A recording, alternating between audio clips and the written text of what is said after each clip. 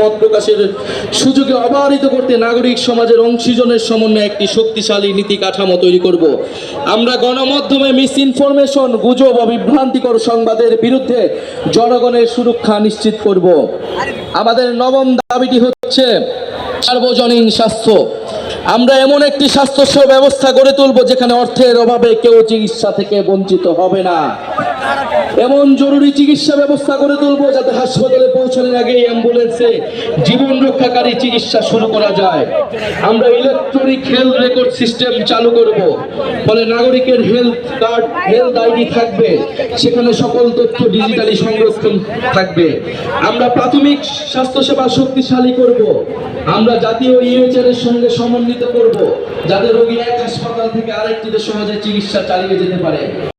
আমরা স্বাস্থ্যকর্মীদের ন্যায্য বেতন ক্যারিয়ার অগ্রগতির সুনির্দিষ্ট পদ্ধতি, নারী স্বাস্থ্যকর্মীদের জন্য কর্মক্ষেত্রে ডে কেয়ার সেন্টার সহ আরো বান্ধব পদক্ষেপ গ্রহণ করব। স্বাস্থ্যকর্মীদের ক্ষেত্রে কর্মক্ষেত্রে সহিংসতা অবসান করতে কার্যকর নীতি গ্রহণ করব। আমরা জনপদের মানুষের জন্য কার্যকরী চিকিৎসা আবিষ্কার করতে আমরা বিশ্বমানের একটি জাতীয় ভাবে প্রতিষ্ঠা করব। আমাদের আমরা শিক্ষাগত দেখি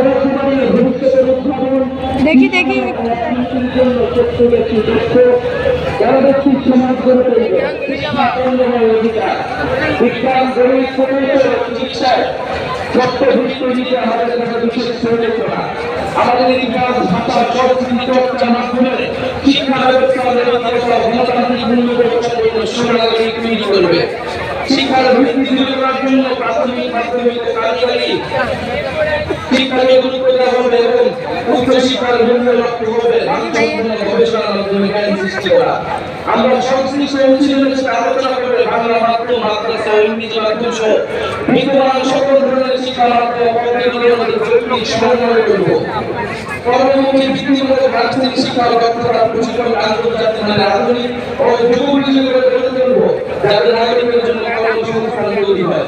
আমরা শিক্ষকদের মর্যাদা প্রতিষ্ঠান হিসেবে সংযুক্ত রেখে বিধবা বেতন কাঠামো বাস্তবায়ন ও রাষ্ট্রীয় নীতি পদক্ষেপ গ্রহণ করব। মুক্ত শিক্ষা প্রতিষ্ঠানগুলোকে পর্যায়ক্রমে জাতীয়করণ করা হবে। শিক্ষা প্রতিষ্ঠানের ছাত্র শিক্ষক